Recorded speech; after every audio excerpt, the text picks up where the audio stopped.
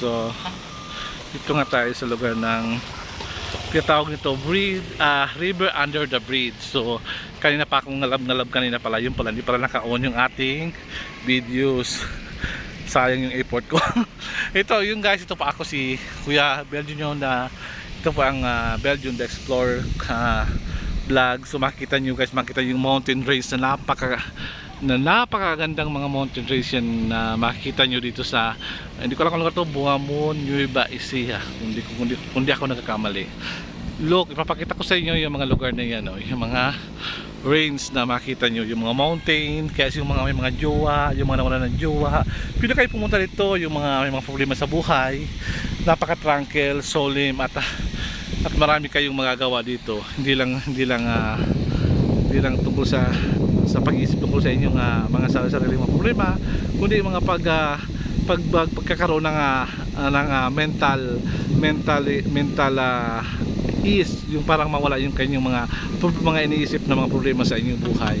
So ito yung place na napaka magandang puntahan nyo. Ito yung place yun, ito yung place na pwede kong ipagmalaki na lalo pag hapon, hindi masyadong ma-edit. Marami kayong mga pwedeng gawin sa lugar nito, mag-campfire o magkwentuhan session, yun. Kaya nagpapasalamat ang Video Explorer sa mga marites, sa mga basher natin, sa mga tourist natin dyan na lagi pinapalago ng ating vlog. So isa rin sa ating mga pinagmamalaki. Of course yung ating mga Bicolano na mga Oragon na Cam Norte hanggang Sorsogon, ay nandiyan kayo lagi para kayo para kayo suportahan nyo ako sa pag-vlog ko na ito nga yung Belgian Explorer. Maiksi lang tong vlog pero gusto ko lang kasi parang ito yung side anong tawag doon, yung kung sa pagkain may side foods o side dish. Ito naman yung side dish ko ng pag-vlog. Yung diba yung full tayo sa 5 Pilipinos, ito naman yung ating pag-vlog ko na yung pagtatawag ng travel vlog ng Video Explorer. Nandito tayo upang tayo mag-explore ng mga bagay-bagay natin na pwede natin makita at pwede natin mabigyan pansin o mabigyan natin ng kaagarang action. Pero itong lugar nito ay napakalinis, kaya I am very proud to the mayors in charge of this community, of this municipality, because they have the very beautiful rivers na napakalinis at napakaganda at napaka-tranquil, solemn, at may sinabi pa nga si Ate Aya na word sa akin na sinabi nung nandun kami sa Bata na parang napakatahimik niya na pwede ka mag-isip-isip, especially sa mga nangyari sa buhay natin, lalo na si Aya ngayong 2024. Siya po ay nagkaroon ng mga family problem, lalo na sa kanyang pinagdaan ngayon. Just pray, pag-pray natin ang pamilya ni Aya na sana masolusyonan niya at sana malampasan niya mga ganitong mga suffering at ganitong mga pangyayari na hindi ka nais-nais para sa ating bilang isang tao, bilang isang individual. So napakaganda, meron silang yun, kung makita nyo, hindi ko titanong guys yan. Ayan, yung makita, yun yung bridge under the river.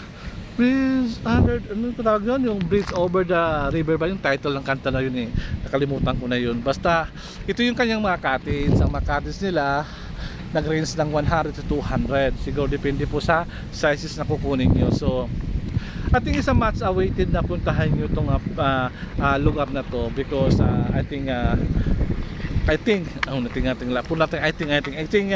itong place na to ay makakapagbigay sa inyo ng kasiyahan at mawala ang inyong kalungkutan at makapag-isip-isip kayo kung anong pwedeng gawin natin upang tayo ay maging strong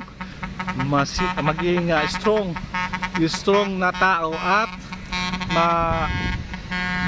makapag-isip kung ano ang dapat gawin natin upang lahat ng bagay may solusyon. Kailangan natin ng tamang pag-isip upang ito ay mabigyan natin ng karapat-dapat na solusyon. So ayun mga explorer, konti lang ating i-vlog kasi sabi ko nga ito yung sideline ng ating pag-vlog maliban sa 5 Pilipinos. At ito yung tinatawag nila ito yung cottage na tinatawag nila. Kung sa Bicol, di ba ang tawag sa atin ito yung dahon ng anahaw. Pero guys, when you see this kind of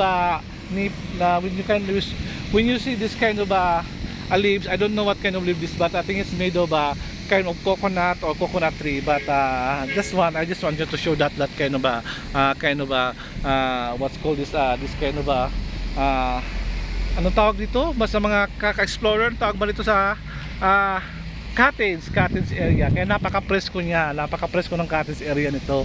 Kasi pwede kayo dito mag-overnight. As I said before, you can make it a campfire or whatever you want to do in this kind of place. But kaya kapasalamat nga ako kay Mayor dito kasi napakalinis ng lugar niya dito at napakalinis ng lugar at pinapanatili na yung kalinisan at kaayusan ng lugar na ito. Kaya sa iyo Mayor, I am very proud of you at sana pagpatuloy mo yung ginagawa mo at sa mga Nueva Ecija na nagtatrabaho dito at nakatira dito na very good job at magpapasalamat ako ulit sa mga vlog, sa mga subscriber natin na nanood ngayon, sa ating mga bashers, sa ating mga chismoso na pinapalaganap ang ating pag-vlog, na sana ibiglan tayo ng kawan tayo ng Diyos na maging matagumpay tayo sa lahat ng bagay natin na pupuntahan, sa lahat ng ating ambisyon, sa lahat ng ating mga goals.